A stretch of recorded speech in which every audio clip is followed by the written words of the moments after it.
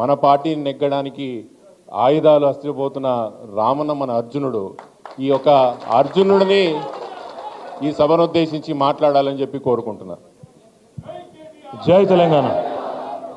ముందుగా మా తమ్ముడు పట్లోళ్ళ కార్తిక్ రెడ్డి గారికి హృదయపూర్వకంగా జన్మదిన శుభాకాంక్షలు తెలియజేస్తూ ముందుకు రండి ఒక్క నిమిషం. ముందు వారికి ఒక బొకే ఇచ్చి వారికి ఒక షాల్ కప్పి తర్వాత మాట్లాడుకుందాం.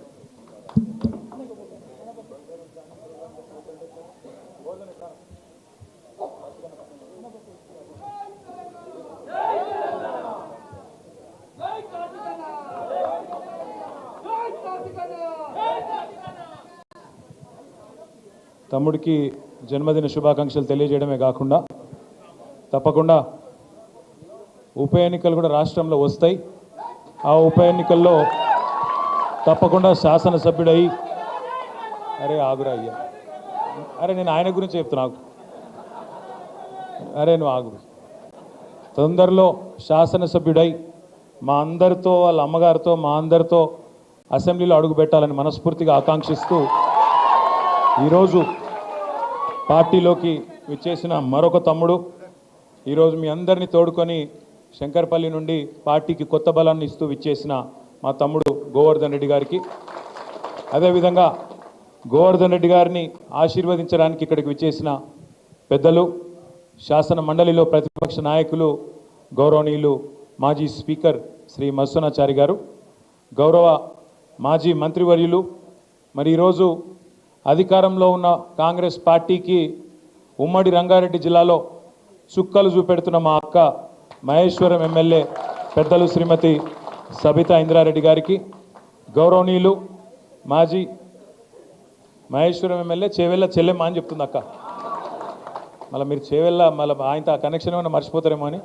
చేవెళ్ళ చెల్లెమ్మ ప్లస్ చేవెళ్ళ ఆడబిడ్డ, చేవెళ్ళ కోడలు, అదేవిధంగా మరొక మాజీ మంత్రివర్యులు పెద్దలు శాసన మండలి సభ్యులు మొహమ్మద్ మహమూద్ అలీ గారు, గౌరవ వికారాబాద్ జిల్లా పార్టీ అధ్యక్షులు, వికారాబాద్ మాజీ శాసనసభ్యుడు సోదరుడు డాక్టర్ మెతుకు ఆనంద్ గారు, మల్కాజ్గిరి పార్లమెంటు నియోజకవర్గ ఇన్ఛార్జ్ సోదరులు రాగిడి లక్ష్మారెడ్డి గారు, మరి మొన్ననే రేవంత్ రెడ్డి యొక్క దౌర్జన్యాన్ని ఎదుర్కొని కొడంగల్ రైతుల కోసం 37 రోజులు జైలు జీవితం అనుభవించిన చెరగని చిరునవ్వుతో మళ్ళీ మన ముందుకు విచ్చేసిన సోదరుడు మాజీ ఎమ్మెల్యే కొడంగల్ పట్నం నరేందర్ రెడ్డి గారు, గౌరవ మాజీ రాజ్యసభ సభ్యులు, మన పార్టీ కార్యాలయానికి జనరల్ సెక్రటరీగా బాధ్యత వహిస్తున్న గౌరవ పెద్దలు అన్న రావుల చంద్రశేఖర్ రెడ్డి గారు, వేదికపైన ఆసీనులైన ఆంజనేయులు గారు, ఇంకా మా కృష్ణారెడ్డి గారు, అదేవిధంగా నాగేందర్ గౌడ్ గారు, వెనుకకు మా పార్టీ అధ్యక్షుడు సోదరుడు గోవర్ధన్ గారు, వేదిక మీద ఎవరెవరో పేర్లు అయితే నాకు వెనుక దాక్కున్నారు కాబట్టి కనబడతలేరు, వాళ్ళందరికీ, వేదిక ముందున్న మా అన్నదమ్ములకు, వెనుక కూర్చున్న అక్క చెల్లెళ్లకు, పాత్రికేయ మిత్రులకు పేరు పేరున అందరికీ ఈరోజు కేసీఆర్ దళంలోకి గులాబీ వనంలోకి మీ అందరికీ పేరు పేరున స్వాగతం సుస్వాగతం హృదయపూర్వకంగా తెలియజేస్తా ఉన్నాం. అక్క ఇప్పుడే చాలా విషయాలు చెప్పడం జరిగింది, పెద్దలు మత్స్యనాచారి గారు కూడా చాలా విషయాలు చెప్పడం జరిగింది. నిన్న అక్కడ రేవంత్ రెడ్డి గారి నాయకత్వంలో గాంధీ భవన్లోనో ఎక్కడనో కాంగ్రెస్ వాళ్ళ మీటింగ్ జరిగింది. మరి మీరు టీవీలో పేపర్లో చూడొచ్చు. ఢిల్లీకి వెళ్ళి కొత్త ఇన్ఛార్జ్ గారు వచ్చిండ్రు, వారికి స్వాగతం పలుకుతూ కాంగ్రెస్ వాళ్ళు సమావేశం పెట్టిండ్రు. అందులో 3 ఆనిముత్యాలు లాంటి మాటలు నేను చూసిన. 3 ఆనిముత్యాలు, ఒకటి కాదు రెండు కాదు 3. ఒకటి రేవంత్ రెడ్డి గారు సెలవిచ్చిండ్రు, ఏమని, మంచి మైకులలో చెప్పాలి, చెడు చెవులో చెప్పాలి అన్నాడు. నేను రేవంత్ రెడ్డి గారికి చెప్పేది ఏంటంటే, మంచి మైకులో చెబుదామంటే ఫస్ట్ నువ్వు చేసిన మంచి అయితే ఏం లేదు, రెండవది మైకులో చెబుదామంటే కరెంట్ కట్ అవుతుంది, ఏం చేయాలి మరి, మంచి ఆడికెళ్ళి చెప్పాలి, మరి చేసింది ఉంటేనేమో చెప్తే అందుకుంటుంది.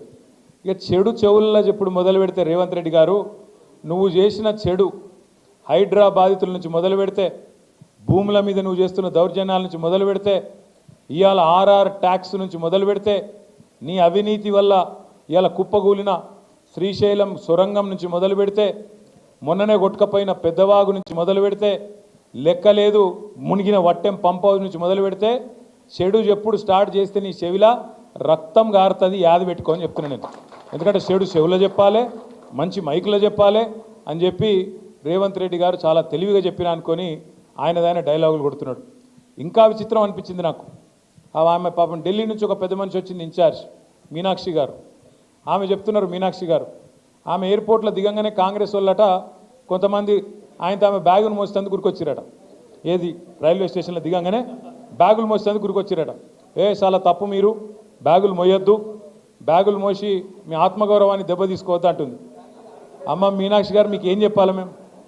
నీ పక్కన కూర్చున్నాడు బ్యాగులు మోసే గాడికి వచ్చిండు.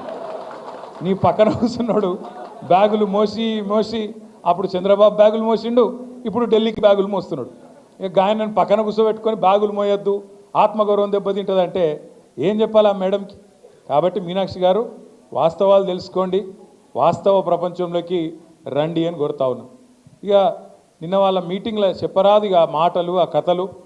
ఆయన చేసిన మంచి అట చెప్పుకుంటే ఒడిసిపోదట. రేవంత్ రెడ్డి గారు చేసిన మంచి ఏం చెప్పాలి ఆయనకు? ఈ 15 నెలల కాలంలో మీరందరూ వాట్సాప్లు చూస్తున్నారు, యూట్యూబ్లు చూస్తున్నారు. ఇప్పుడు ఇక్కడికి వచ్చిన ఆడబిడ్డలు ఒక 200 మంది ఉన్నారు. ఏ ఒక్కల దగ్గర నీకు గొట్టం తీసుకుపోయి వాళ్ళ ముఖం కూడా పెట్టుర్రు. ఇప్పుడు వాళ్ళు ఎట్లా మాట్లాడుతుర్రు అంటే, నేను అమ్మతోడు చెప్తున్న తెలుగు భాషలో గిన్ని తిట్లుంటాయని నాకు తెలియదు. చూస్తుండ్రా అమ్మ ఏమేమి మాట్లాడుతుండ్రో రేవంత్ రెడ్డి గురించి. అరే ఏం తిట్లు అవి, ఏం తిట్లు! మనిషి అంటోడు ఇంకోడు రోషం ఉన్నోడైతే ఈ పాటికి ఇక్కడ పాడుబడ్డ బాయి చూసుకొని దుంకి వస్తుండే. కానీ రేవంత్ రెడ్డి కాబట్టి బ్రహ్మాండంగా బతికేస్తున్నాడు. ఇంకా మంచి చేసిన డైలాగులు కొడుతుండు. నేనేమంటున్నా అంటే, అధికారం ఎవరికి శాశ్వతం కాదు. సరే, తెలంగాణ రాష్ట్రం కోసం కేసీఆర్ గారు 14 ఏళ్ళు కష్టపడ్డాడు, కొట్లాడిండు. తెలంగాణలోని అన్ని కులాలు, అన్ని మతాలు, అన్ని పార్టీలు అందరిని ఏకం చేసి ఢిల్లీ పెద్దల మీద ఒత్తిడి తెచ్చి ఆఖరికి సావు నోట్లో తలబెట్టి ఇస్తరా సస్తరా అని చెప్పి మెడ మీద కత్తి పెట్టి మొత్తానికి తెలంగాణ తెచ్చిన నాయకుడు మన నాయకుడు కేసీఆర్ గారు. ఇవాళ ఇప్పుడే అక్క చెప్పింది, తెలంగాణలో ఎవరికి సంతోషం వచ్చినా దుఃఖం వచ్చినా కేసీఆర్నే యాద్ చేసుకుంటానని. ఎందుకు యాద్ చేసుకుంటారంటే, మన ఇంట్లో పెద్ద మనిషి కాబట్టి, మన బాపు లాంటోడు కాబట్టే కేసీఆర్ని ఇవాళ సంతోషం వచ్చినా దుఃఖం వచ్చినా తెలంగాణ సమాజం యాద్ చేసుకుంటున్నది.